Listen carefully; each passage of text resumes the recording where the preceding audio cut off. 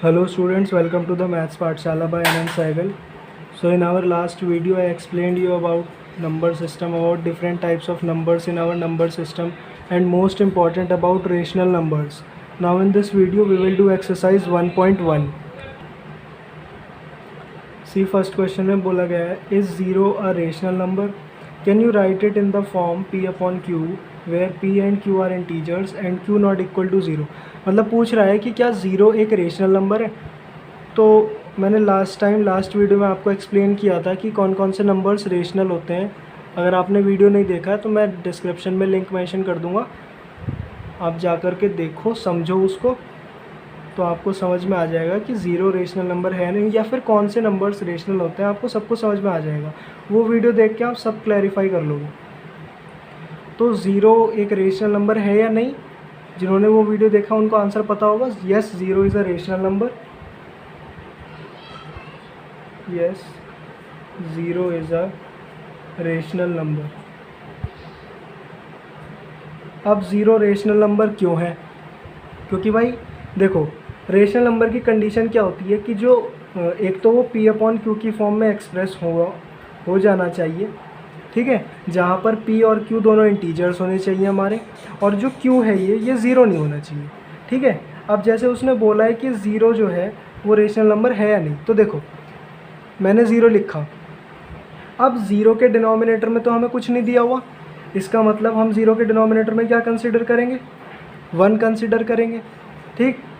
अब देखो 0 और 1 दोनों ही इंटीजर हैं, 0 भी एक इंटीजर की कैटेगरी में ही आता है, तो 0 भी इंटीजर 1 भी इंटीजर, और जो डिनोमिनेटर है वो नॉट इक्वल टू 0 हो गया, ठीक है।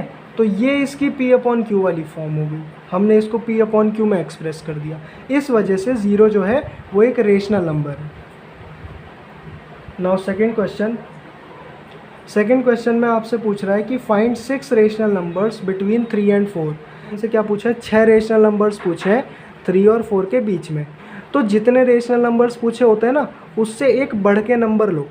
6 पूछे आप 7 लो, 7 ले लो, ठीक है। और 3 और 4 जो आपको ये नंबर्स गिवन है, इनको ऐसे फ्रैक्शंस में कन्वर्ट करो जिनका डिनोमिनेटर 7 हो, ठीक है। और उसको अगर हम रिड्यूस करें फ्रैक्शन को तो 3 आ जाए, ठीक है। ऐसा फ्रैक्शन हमको लेना है।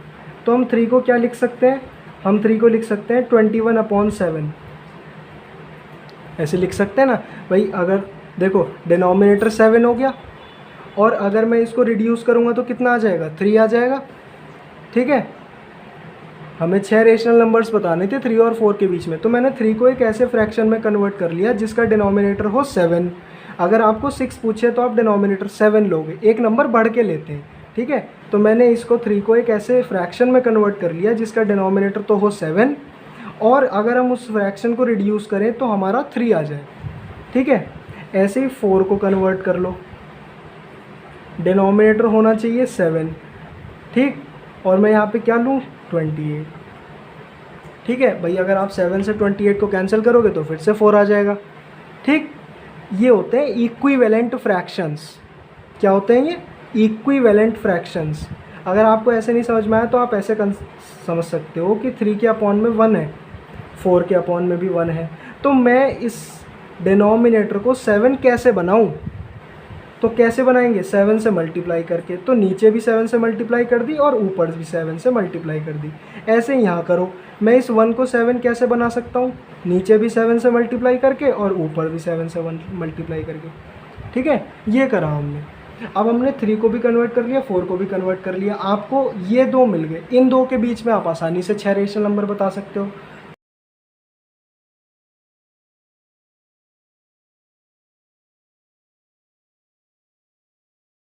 थ्री और 4 के बीच में 6 रेशनल नंबर कौन कौन से हो जाएंगे? सिंपल, आपको करना कुछ नहीं है, इससे आगे लिखते जाओ। एक तो हो जाएगा 22/7, एक हो जाएगा 23/7, बस लिखते जाओ। 24/7, 25/7, 26/7, 27/7। काउंट करके देखो 6 ही हो गए होंगे, 1 2 3 4 5 6। तो इस तरह से आपको रेशनल नंबर फाइंड करने हैं किन्हीं भी 2 रियल नंबर्स के बीच में, ठीक है। नाउ थर्ड क्वेश्चन में बोला है कि 5 रेशनल नंबर फाइंड करने हैं 3/4 और 5/4 के बीच के, ठीक है। सेम मेथड यूज़ करेंगे इस बार। तो इसने आपको डिनोमिनेटर भी दिया हुआ है, ठीक है। तो क्या बताया था मैंने ऊपर वाले मेथड में कि अगर जितने रेशनल नंबर पूछे हैं उससे एक नंबर बढ़ के लो। 5 पूछे हैं तो 6 लो, तो दोनों जगह ऊपर नीचे दोनों जगह 6 से मल्टीप्लाई कर दो। जैसे इस वाले क्वेश्चन में करा था, 6 पूछे थे तो ऊपर नीचे दोनों जगह क्या करा था, 7 से मल्टीप्लाई। ऐसे यहाँ 5 पूछे हैं तो 6 से मल्टीप्लाई कर दो, यहाँ भी 6 से, यहाँ भी 6 से, कितना बन जाएगा 18/30। ये इनको बोलते हैं इक्विवेलेंट फ्रैक्शंस। ऐसे ही 4/5 को कर दो 6 से मल्टीप्लाई, 24/30। अब सिंपल रेशनल नंबर्स लिख दो इनके बीच के।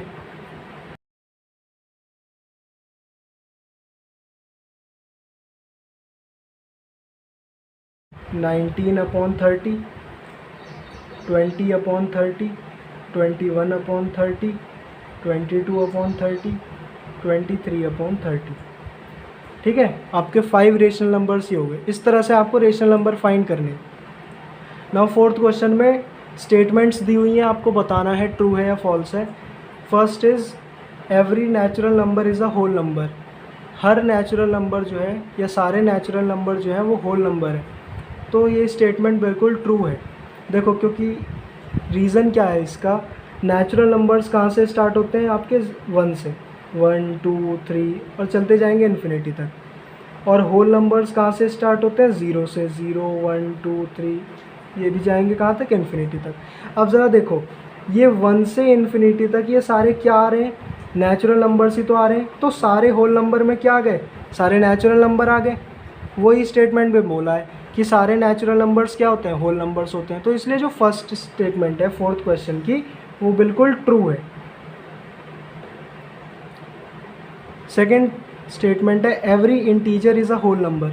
हर इंटीजर एक होल नंबर है। तो इसका रीज़न क्या होगा,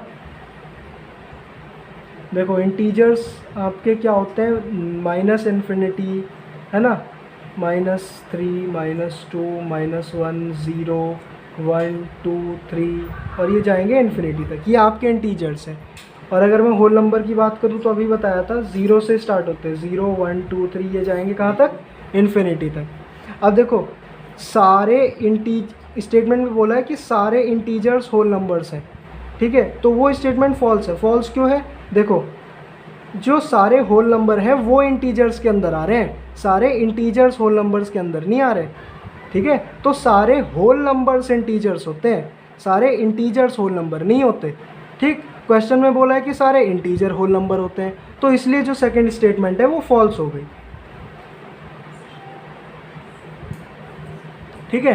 थर्ड स्टेटमेंट बोल रहा है every rational number is a whole number. हर रेशनल नंबर जो है वो एक क्या है, वो होल नंबर है। तो ये स्टेटमेंट भी सही नहीं है, ये भी फॉल्स है। अब ये फॉल्स कैसे है, इसका रीज़न क्या है।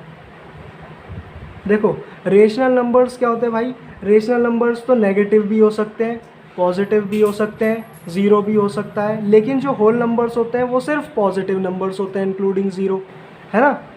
रेशनल नंबर्स आपके नेगेटिव भी हो सकते हैं, लेकिन होल नंबर्स नेगेटिव नहीं हो सकते। और ये कह रहा है कि सारे रेशनल नंबर होल नंबर होते हैं, तो वो तो रॉन्ग हो गया ना। तो इसलिए जो आपकी ये स्टेटमेंट नंबर 3 है ये फॉल्स हो गई, ठीक है। This was your exercise 1.1. Now in the next video we will do exercise 1.2. Thanks for watching and subscribe the channel for more videos and press the like button if you like the video.